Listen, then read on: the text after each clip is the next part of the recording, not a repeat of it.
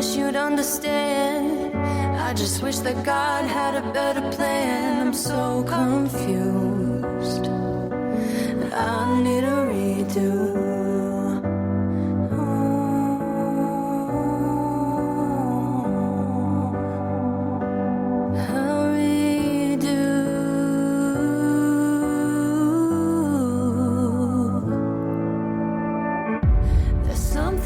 Inside of me that's begging and begging and pleading. I just wanna feel free. I just wanna feel lovely. I'm surrounded by love that's in pain. Can I wipe your tears away? Please don't hurt for me. I hate that it's for me.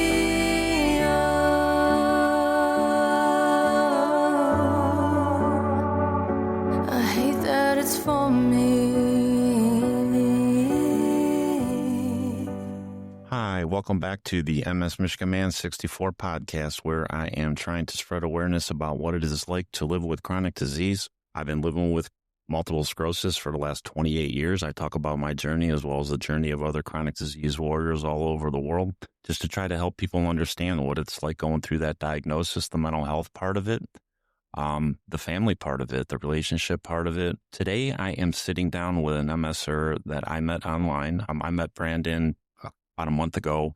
He's an Army vet, and I love our military vets. He actually did 15 years in our military. He was over in Afghanistan during that time period during the war, and I really appreciate his service. And he went through his diagnosis after he was in the military for 12 years. So he was actually still serving our country, and he went through his diagnosis in 2016, and he wanted to come on and talk about his journey to help people understand this disease. Please welcome to the podcast, Brandon. How you doing today, Brandon? I'm doing good, Brian. How are you?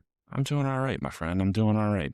So, Brandon, you got your diagnosis in 2016, and you were serving in the military. You were 12 years into a 15-year career. Can you kind of take us through, how you went through, what got to your diagnosis, what kind of symptoms you were having, that led up to them telling you that you had multiple sclerosis? Well, my initial symptoms, I woke up numb in my pelvic area, in my legs, and my feet, and didn't know what to think of it. So I went to the emergency room, go through the emergency room, and they were like, "Oh, well, this is related to your back." So they kicked me away. Told me to come back if symptoms don't change or disappear. So a few days later, I go back and sitting in the waiting room, and then finally get to go seen by the doctor in the back, seen by the nurses staff. They go over my medical history, and then the doctor comes in. There's a familiar face to me. I was a doctor I had when I was stationed in the Army in Fort Hood, Texas, and he already knew my medical history, so he really didn't have to ask any questions. He was like, "I want to give you an exam, and this is really going to tell me what I really need to know." It's like, okay. So he gave me a rectal exam, and that was the weird part about this whole thing, because I didn't know what was going on. And it's like, "I'm almost certain that you have a neurological condition called MS." So that's weird. How did you get that from a rectal exam? I know when you were telling, there's all these. I know when you were telling me about that earlier, when we were talking about, putting this recording together, Brandon, and you said to me, what those the military doctors did, and what that guy told you, and I was just blown away. I'm like, I have never ever heard that in my life. I've talked to a lot of people that have been diagnosed with MS. I've never heard anybody tell me that they were told to that they were going to get a rectal exam, and I was just blown away by that part of your story. Well, I'm still blown away to this day, because it was like an initial part of my story. Yeah. And the doctor was like, "We have all these nerves that go into your rectum, and most of them are a neurological condition if they're inflamed." It just so happened mine was inflamed. So the next part was he did an immediate referral, which was to a neurologist, which I had saw the next day in the emergency room. Mm-hmm. And he was just like, "Well, we're going to take you through 3-day testing or 3-day steroids." So We did the steroids. The first 2 days was a Saturday and a Sunday in the emergency room. And then on the Monday not prior, after, it was in his office. And all sessions were roughly about 4 hours. The last one was a little bit longer because the nurse decided she was going to poke me in the opposite direction of how my vein was flowing and blew out my veins. Aye. But the one part of that day was really, really hard for me because I didn't know what was going on. Right. Going through the emergency room twice. Now I'm going through 3 days of steroids. I still don't know what's going on. Right. So I had made a Facebook post, and an old family member of mine from a previous marriage called me because she's like, I saw your Facebook post. I felt like this was the time that you needed to talk to someone. So get on the phone, and hadn't talked to her in years, and basically cried for the entire call. Yeah. And it was nice because my mental health wasn't the greatest at that time of my life. And having a condition that you're being tested for, you don't know what you're being tested for. Right. So you don't know if it's cancer or you're not going to be able to walk ever again. You just don't know. Absolutely. And that call was probably the pinnacle of my initial diagnosis because it helped me so much. And not all people know that the small gestures that someone makes helps so much, especially when you're going through something that person doesn't even know what they're going through yet. Oh yeah, I agree with you, buddy. And and the fact that you're in the military and you have no family, because you're serving, so you're probably you're stationed wherever you're stationed, and you're 12 years into your 15-year career. And then you got all this going on. I mean, that's just a mental health, that's a journey in itself. And I can't imagine where you're at that point, and because you're just trying to get stuff figured out. And that's what I was trying to do. I just wanted to know what was going on.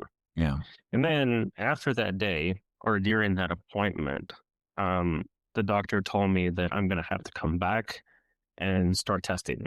So essentially I was in his office almost every single day until my diagnosis. And so we went from things like the strength test with your fingers, your hands, your arms, your legs. Yeah. Check the bottom of my feet. At the time, I couldn't feel the bottom of my feet. So he took the metal device and he hit his hand and put it on the bottom of my feet. I couldn't feel my feet. Yeah. And then I started with blood work. And then the blood work came back confirming that I had a neurological condition. At least he couldn't tell me at the time if I had a condition or not. Mm-hmm. Then he wanted to do a bedside spinal tap.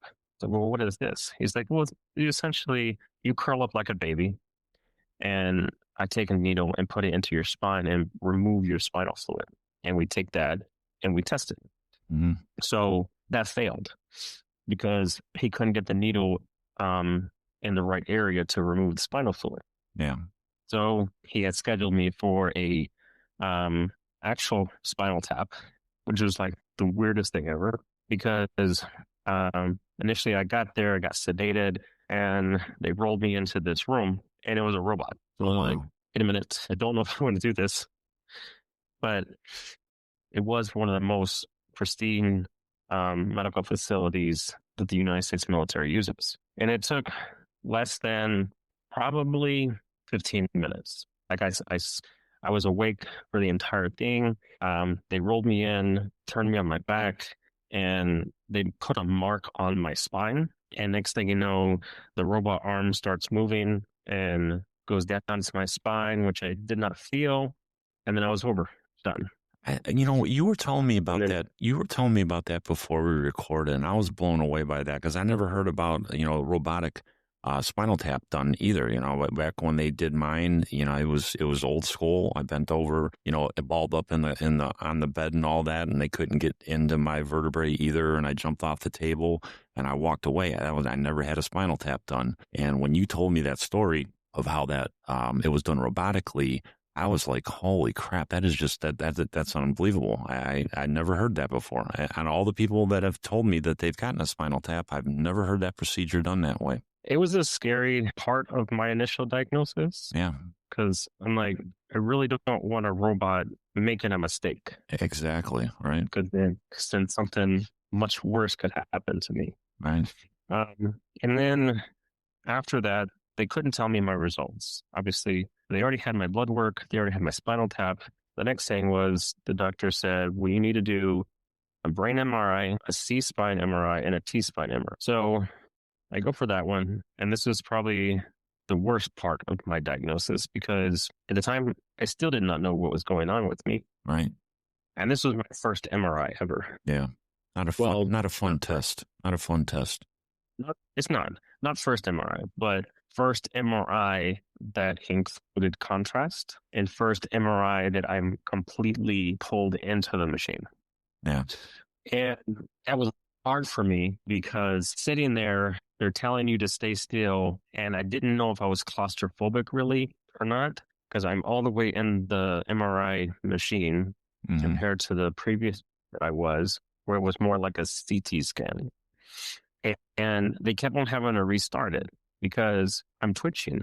Like I'm not used to being in such a small space. So an MRI that was supposed to take, I guess, about 3 hours took me closer to like 6 hours. Oh my gosh. So my body is like tense. They're telling me to stay still, but I can't stay still. Yeah. Because my mind is racing of like, what are they testing me for?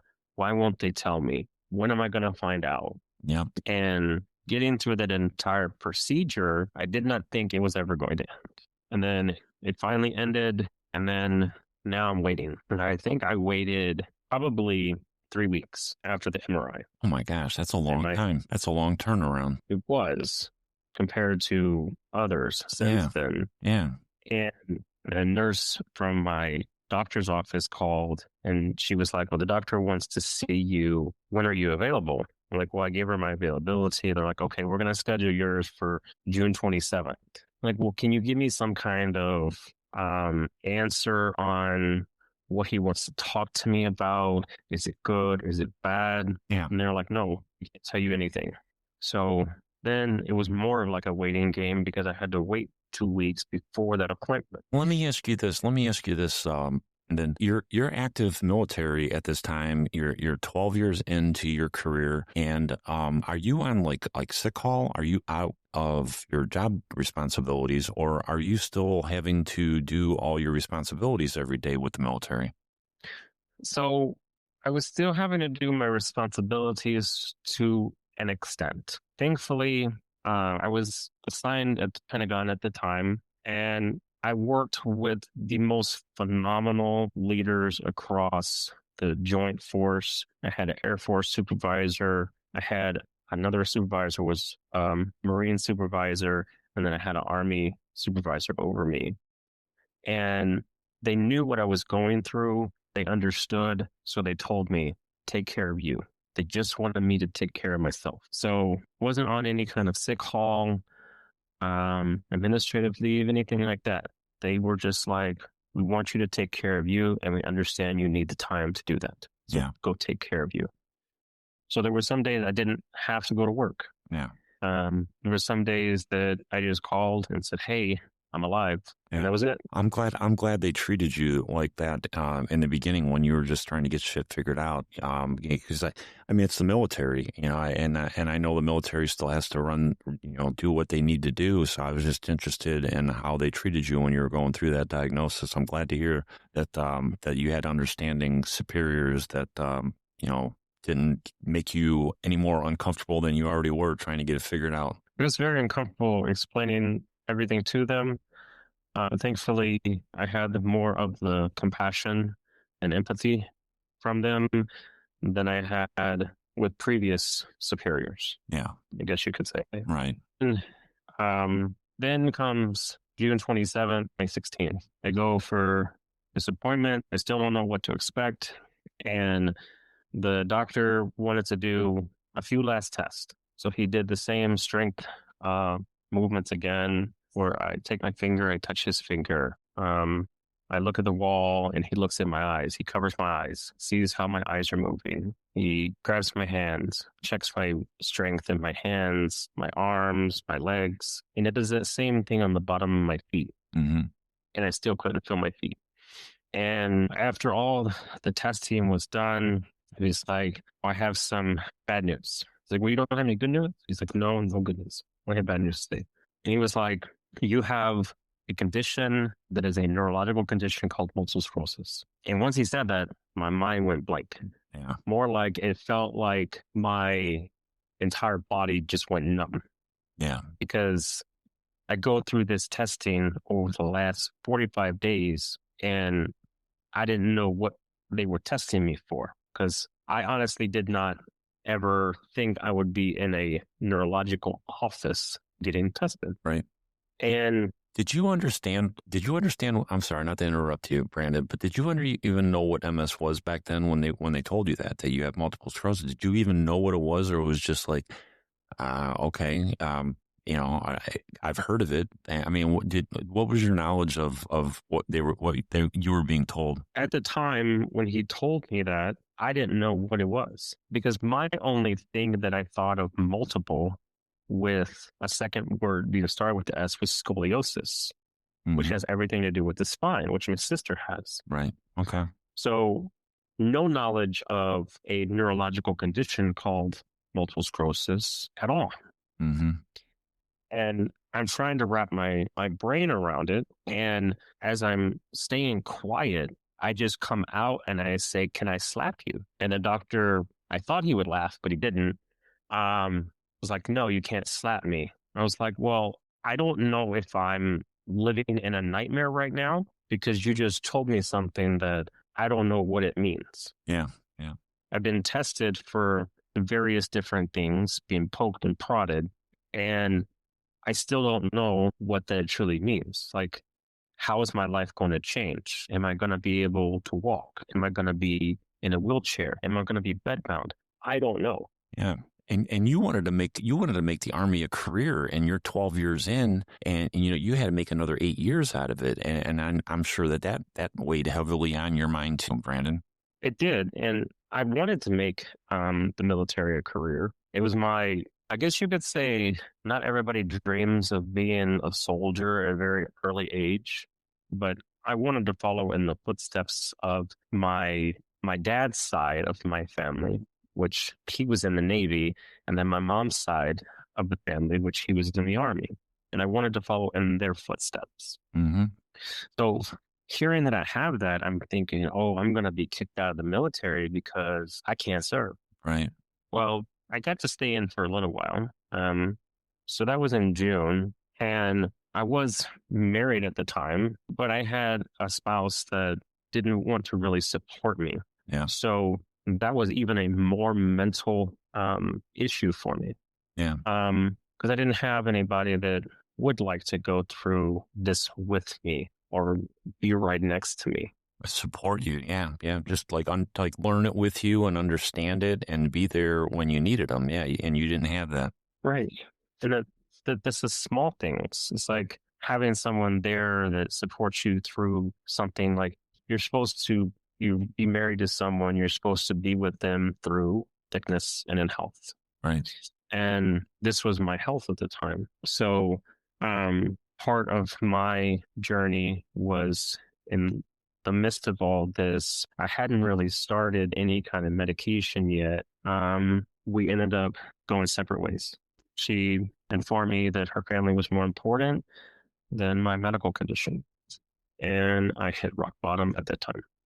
And I say to people all the time, Brandon, that the diagnosis is just like half the battle. It might even be like a quarter of the battle, because after you get that diagnosis, then you got the mental game of the support you're going to get, whether it's a spouse or your family, brothers, sisters, mother, father, or whatever. And then you have the stress about how's it going to affect your career after you get diagnosed? Am I still going to be able to work? And that's just the mind game that this disease brings right from the rip, right from day one of the diagnosis. So it's a mind game. You got to start playing as quick as you can, and be aware that this is going to be part of the rest of your life. And that's something that was also on my mind of like, am I going to have to hang up my uniform? Because I have this type of condition.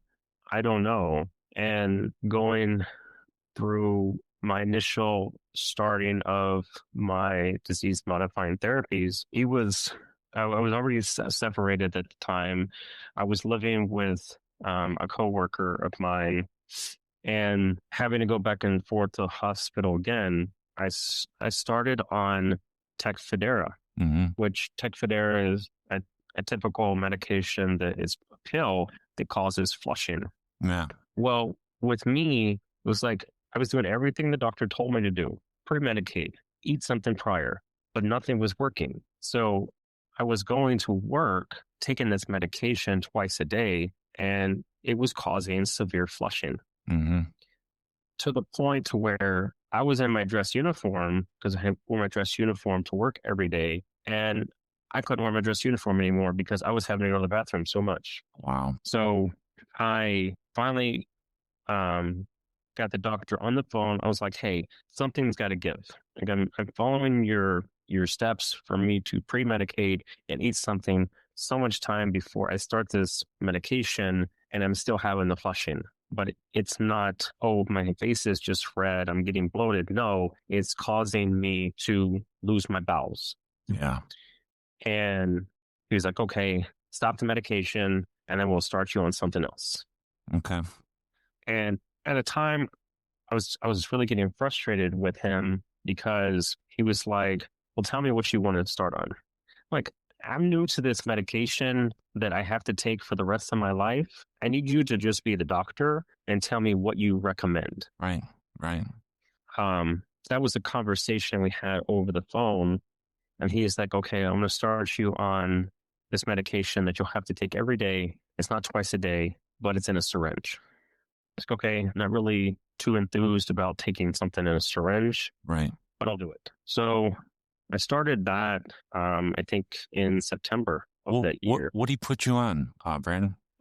Copaxone. Okay. All right. I did Copaxone for 15 years, so I can relate to that with the syringe, subcutaneous right under the skin. Yep. Yeah, and it was, I guess I could say it was easy to do in the beginning, but then it became hard. There was one part of me being on a Copaxone where I transitioned from the everyday, the 20 milligram or milliliters, I think it was, to the 20 3 days because I was running out of places to inject myself because I was getting whelps. Yeah.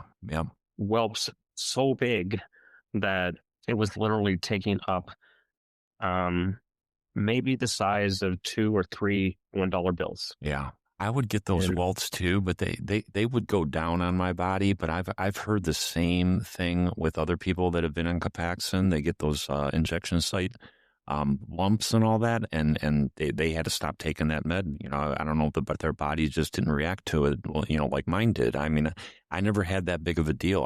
I had 7 different spots. I rotated. And by the time I got to the 7th spot or, back to the first spot, that lump would be gone. But I know a lot of people weren't like that. I mean, I would do the same thing. I would rotate, but the whelps were taking so long to heal that I wasn't able to inject. So because I was doing it every day, my doctor transitioned me to the Monday, Wednesday, Friday version of it. And that was better because I had a few days sometimes in between with like Saturday and Sunday and Tuesday and Thursday, but the whelps were still coming. Yeah. So then after that, then they're like, okay, well, we're going to send someone to you to teach you how to use this medication because we feel like you're not doing it right. I'm like, okay, I guess so. Yeah. But when I transitioned from the everyday to the 3 times a week, I had a coworker that used to be a paramedic and a nurse. So I was like, hey, can you give this to me on the days that I'm here? And if you are not here, can you teach some other people to do it as well?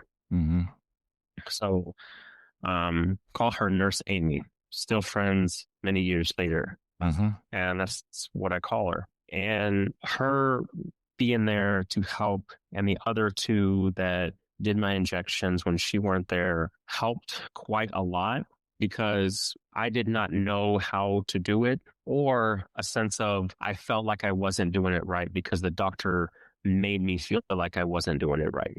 Yeah, absolutely. I can see Even no that. one taught me how to do it. So, while I was on the Copaxone, the welts were getting more frequently and bigger. And that was into 2017. And towards the end of, I guess, really like the beginning of 2017 is when I met someone. I'd already been through a divorce at the end of 2016. And then I met someone in the beginning of 2017, and she was going with me to all my appointments. She lived in Delaware. I lived in Virginia, and she supported me through all my appointments and wanted me to go with her to everything. So she went with me to my neurology. I can't talk today. Neurology. Neurologic. Yeah. Neurology appointment. My mental health appointments, just about everything. And having that support meant the absolute world to me, because I did not know, because from my initial diagnosis, I woke up not knowing what was going on. Right. And living with this condition that far into it, I know that something could change one day. You never know. Yeah, absolutely, man. And her mom actually showed me this article about this person that had been living with multiple sclerosis for years, and he got put on this brand new medication that was just approved by the FDA, and it took him out of the wheelchair, and eventually he got to walking again. So he got out of the wheelchair and he was using a walker, and then eventually he retired the walker and he could walk normal again. That's awesome, man. Okay, maybe this is worth looking more into. Right. So I started doing my own research, looking at the case studies, going to the website and looking at what happened during the studies of like in the placebo compared to others. And I printed out all the documentation of it and the benefits of it, and I took it to my doctor. And my girlfriend at the time, she went with me. And that was important to me because I did not know what was going to happen in this appointment. And at the time, I wasn't seeing the same original neurologist that diagnosed me. Mm-hmm. I was seeing another one, which just so happened to be a Korean American, and he didn't believe that I got MS from Korea, even though people had told me that. Yeah. And he was like, well, this medication was just approved by the FDA, and it's going to be very hard to get you approved for it. I'm going to have to write executive summary and explain everything that you've been through, and it could take months. Yeah. I was like, okay, can you just push forward with it? And then I think there was like 9, maybe 10 o'clock in the morning. That morning, it was December 2017, and he had actually called me that afternoon. And he was like, the transition to Ocrevus has been approved. Awesome. I was like, wait a minute. I thought you said it was going to take months to get approved. Yeah. He's like, well, considering that you've already technically failed on 3 DMTs, it was essentially automatically approved. Wow. Isn't that crazy? Okay. Isn't it crazy the hoops that have to be jumped through to get changes in our medication? You know, I mean, if you were only 1 DMT in, it would have taken longer, but because you were 3 DMTs in, it got approved quicker. That's just how crazy this whole system is that we get initiated into, and we didn't ask to be a part of it. No, it didn't. And it's like, I wake up one day and I'm like, well, what the hell's wrong with me? I don't know. And I start this Ocrevus, which my first one was December, I think 10th and then 17th, because it had to be 2 weeks apart. Maybe I can't do math. I can't remember. Maybe it was like the 7th and the 17th. Yeah. And the first one and the second one was essentially the full medication as if I was to do it at the 6-month mark. So you do 300 milligrams the first one, 300 the second one. Yeah. You do it spaced 2 weeks apart to get your body used to the medication. So by the time that you reach the first full infusion, then your body is, I guess, technically immune to it. Right. Yeah, it's used to it. So- They call them loading doses, right? Is that the term they used with them? I think it was something else with that because it was an infusion. Okay. I did loading doses with other ones, but Ocrevus I can't really remember, to be honest. Okay. And Ocrevus changed a lot because when I was initially diagnosed, I had 9 lesions. And with Copaxone, I had 8 active lesions. Okay. So Copaxone helped take one of the 9 lesions to inactive. Right. And then I got the first 2 infusions from Ocrevus, the 2 starter ones, I guess. Mm-hmm. And I had an MRI right after that in March. Okay. And all my lesions went inactive because of Ocrevus. And that's freaking awesome. And I was not anticipating that. I was anticipating something worse, but that's how it was. And I feel like a blessing because all of my lesions that I had were now dissipated, not really dissipated, but made inactive. And how were you It doesn't feeling? take away my... Yeah. How are you feeling at this time, Brandon? I mean, all your lesions have kind of shriveled up a little bit and, you're still in the military, you're still doing your job. How are you feeling physically? I mean, did you feel like you were good? That the Ocrevus, helped the way that you were feeling physically? I felt like the Ocrevus changed the way that my body felt. I still had some cognitive issues like brain fog. I still had other conditions that were like fecal incontinence that was a cause of my MS. Mm-hmm. But it was less and less when I started Ocrevus. Okay. I felt like my body just completely changed. Yeah. And that's part of the journey, man. We gotta I guess live and learn with our DMTs. Back when I first started this, I tried Avonex the first time. I only made it a month and I couldn't do it anymore. I went to my neuro and I said, hey, I can't do this. He changed me over to Copaxone. I did 15 years on that. I had the injection sites, but then I crashed on that. I went over to Tecfidera, and I did that for a few years. And I mean, but you got to know your body. You got to know if the DMT makes you feel good, makes you feel worse. And you got to keep your neuro in the loop and let them know that, hey, I don't like this one. Can we try something different? Well, MS taught me one thing. In the very initial part of my diagnosis, I did not know what was going on. Prior to that, I hated going to doctors. Right. MS has taught me one important thing about going to the doctor. And someone along the way taught me this one thing. If you're not going to go to the doctor, how can you expect a better outcome? Good and point. You have to take care of your body because do you want someone to take care of your body and have the same mentality that you did by not going to the doctor and finding out what was wrong?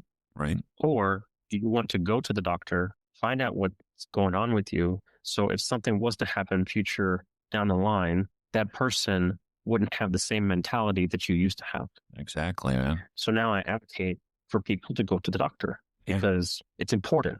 It is. It's very important. Especially when you have something that you can't physically see what it's doing to your body. Right.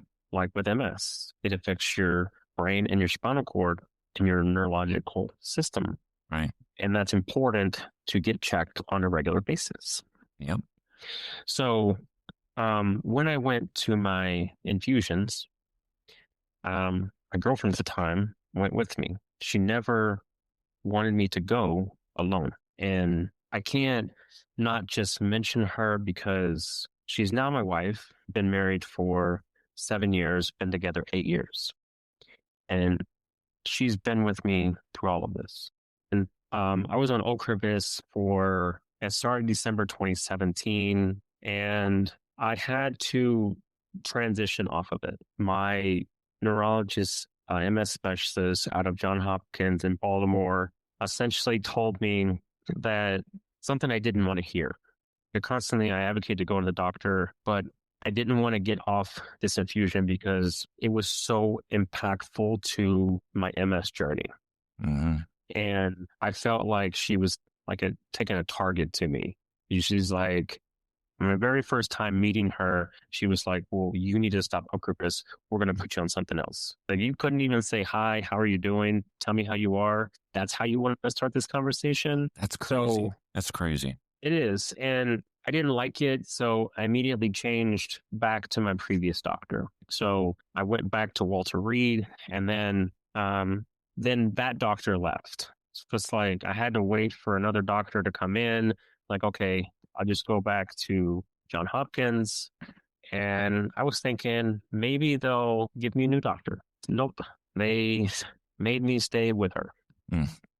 And I felt like it was a target towards me. So I did file a grievance.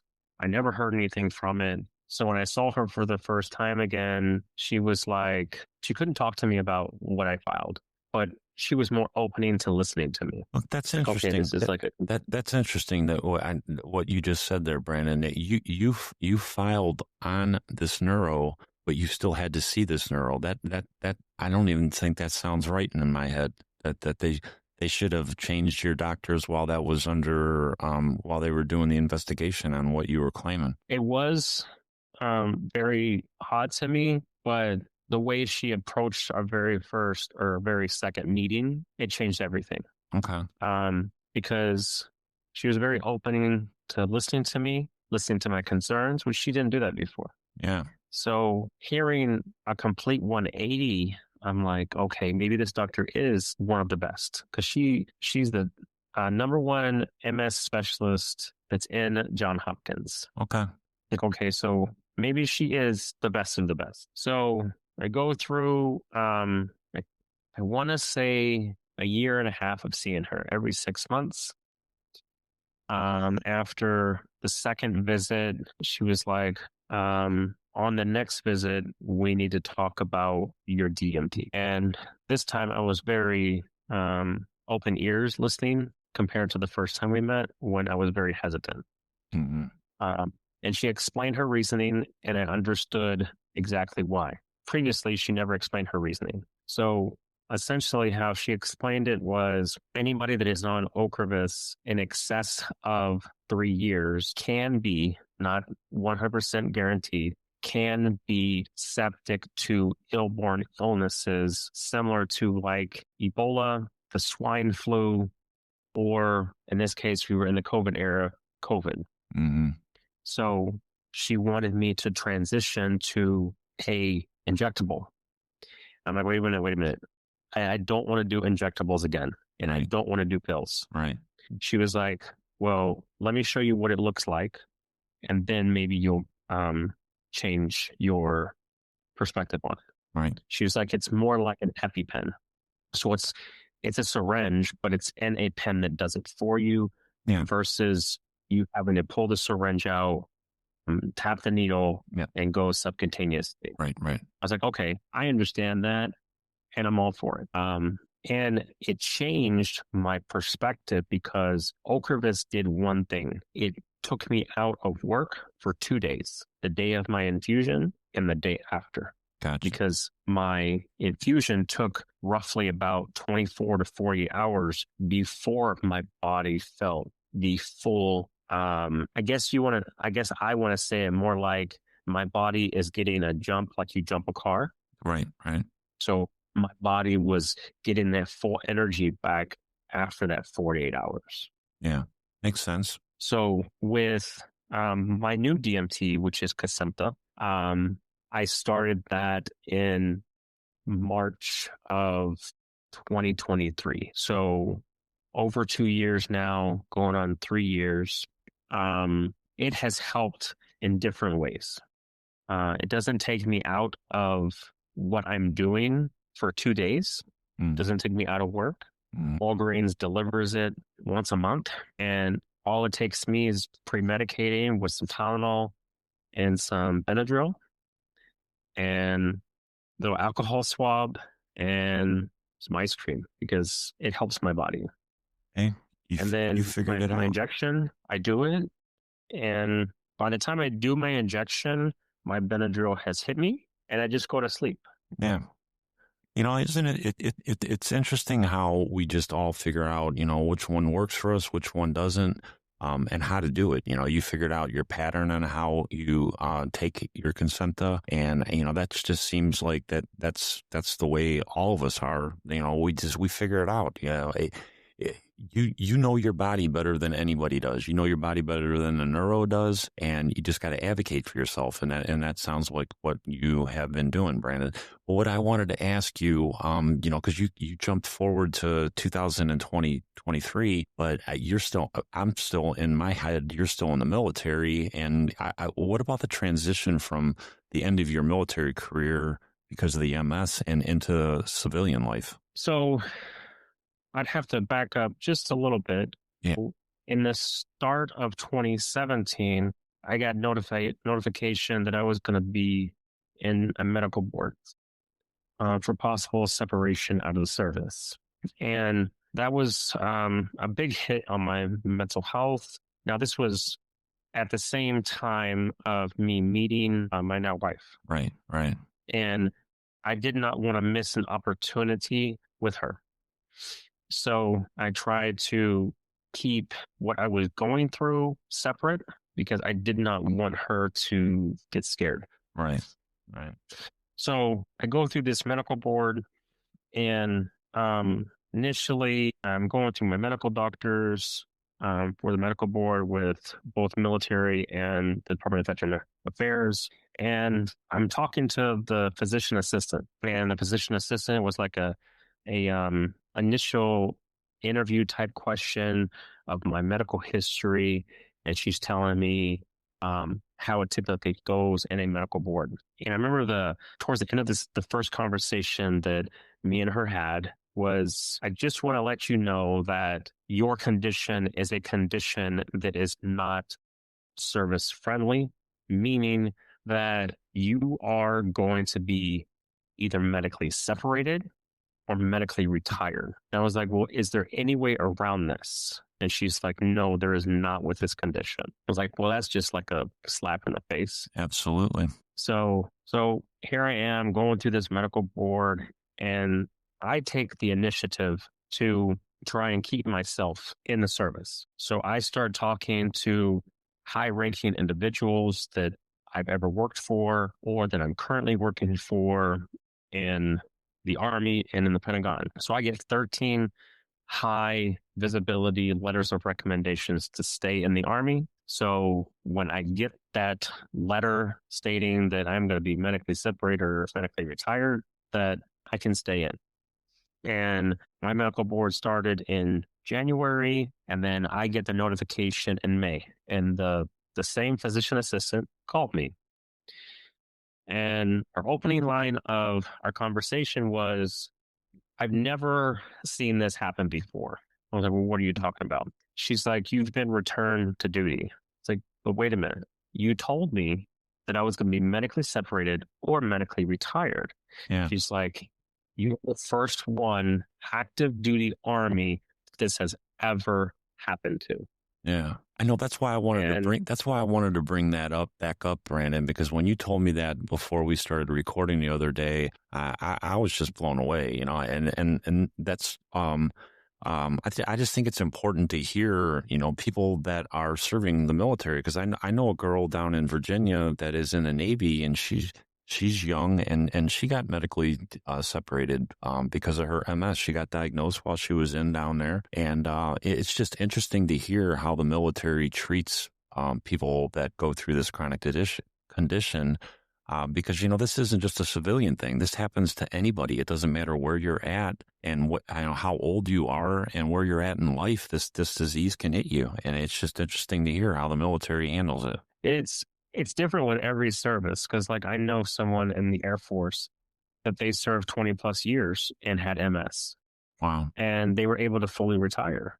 And I finished this medical board in May 2017, and around that time is when I actually met who is now my wife. Yeah.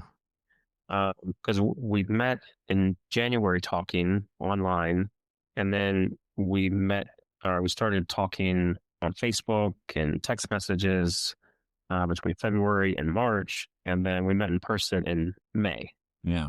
And then fast forward to the end of 2019, I got notification that I was going to go through another medical board. But this one was more or less me asking for it Mm-hmm. because my body was mentally ready to give up. I can relate to that, Brandon. Brandon, I know when we talked earlier, I went through 20 years of service with the state of Ohio, and, I didn't get forced out. I went out on my own terms, and I knew after 20 years of battling, well, I wasn't 20 years with MS. I was 17, 18 years with MS working. And, I know that I pushed as hard as I could, but I got to that point in 2015 where I said, you know what, I'm done. I can't do this type of work anymore. My body can't take it. And, I had to call it quits, and it sucked. The mental part of it sucked. It does. It still does to this day.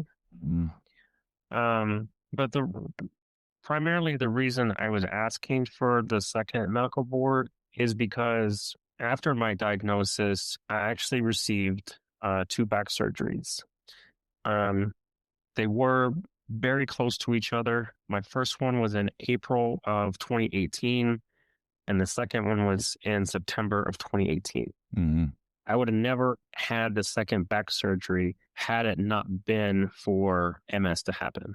Yeah, I get that. I get that. MS. I get that. I get that, MS Brandon. And I got dropped for it.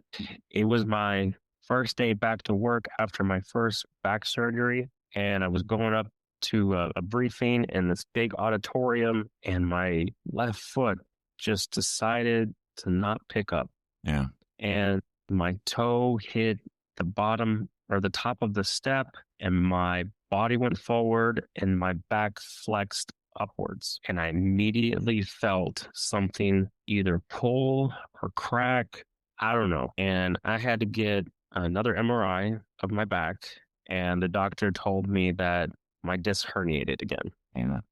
But they couldn't do another surgery so close because of my MS. Yeah. So I had to wait and deal with the pain until September.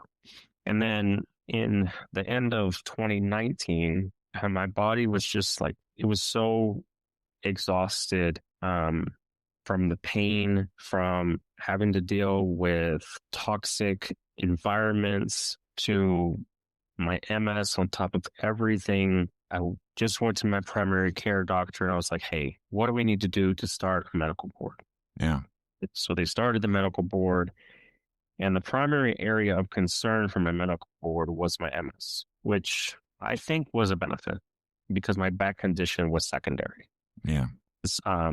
MS is typically the number one thing that you get pushed out of the service for. And with my medical board, they determined that my MS was obviously something that I couldn't continue service, but I was essentially automatically medically retired because of it. Now, had they put my back condition first, then it would be completely different.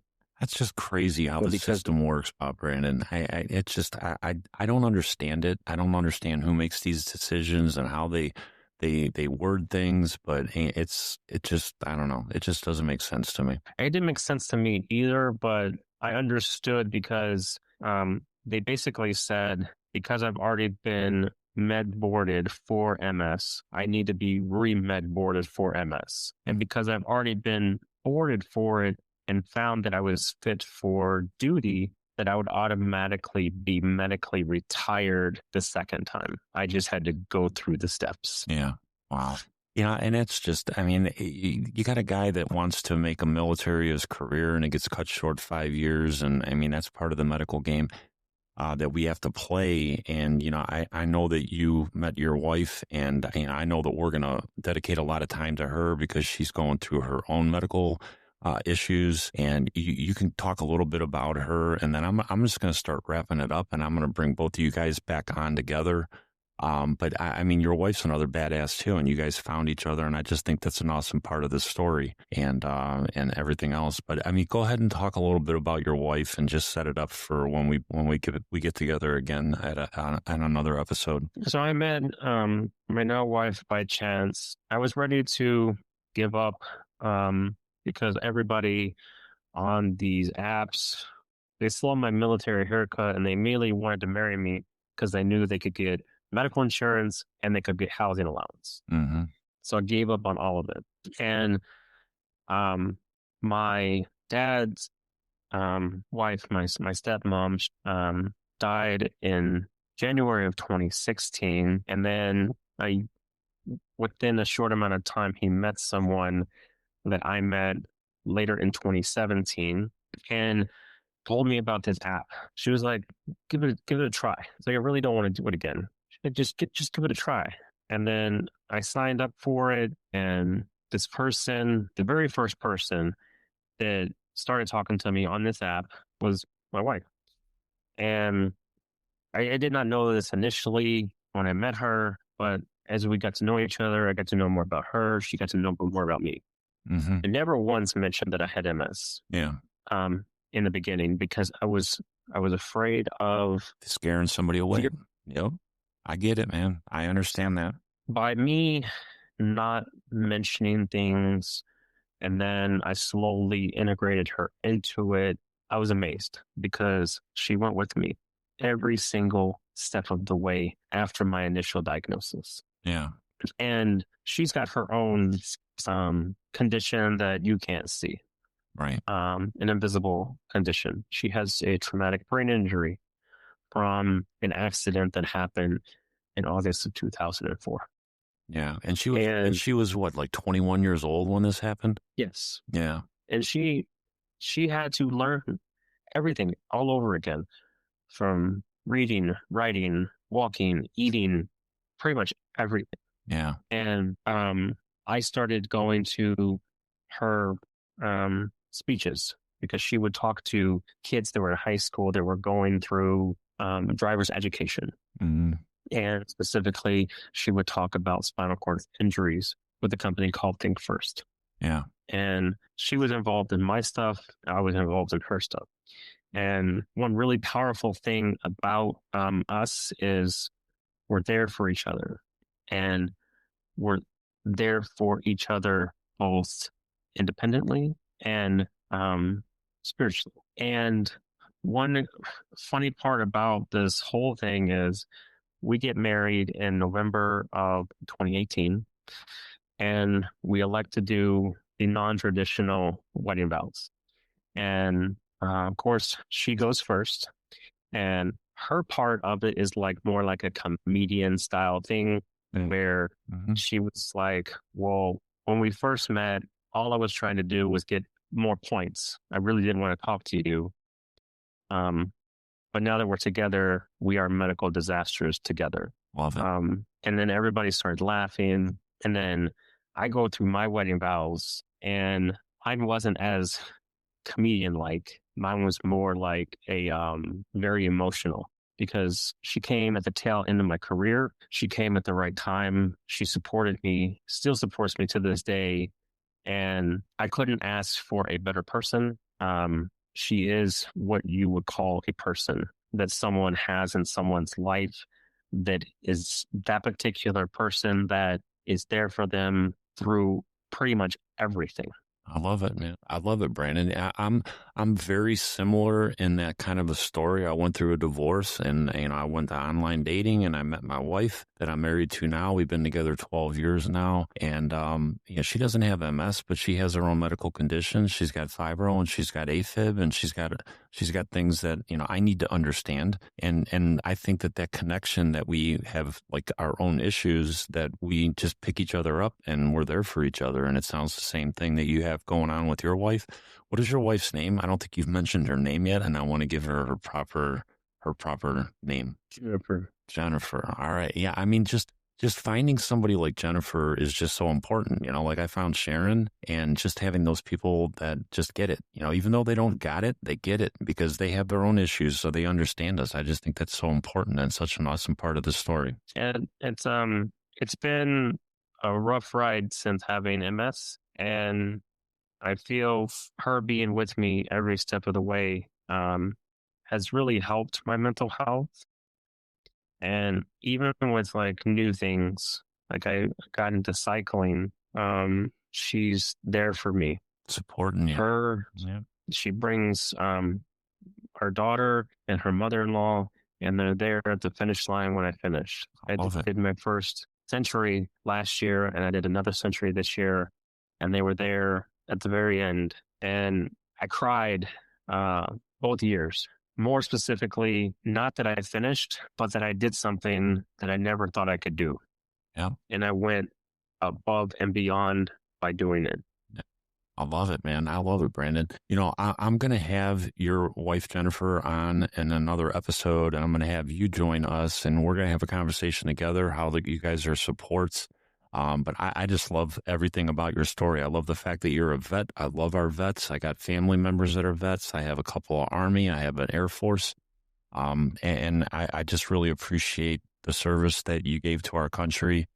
You're an Afghan vet, and you're a combat vet, and I just appreciate everything you're about. And like I said, I want to have you and Jennifer on again in the near future, and just talk about how you guys are there to support each other. And she could talk about what she went through when she was 21 years old. But thank you so much for joining me today, Brandon. Well, thank you, Brian, for this opportunity. I greatly appreciate it. And it's been a wonderful experience. I appreciate you, Brandon. All right, I'm going to get going on this episode right now, but yeah, definitely check out the next episode that I come up with Brandon and his wife, Jennifer. Don't forget to hit the subscribe button wherever you're watching this episode on, and share it out. We want to be understood. The best way to be understood is to listen to us talk.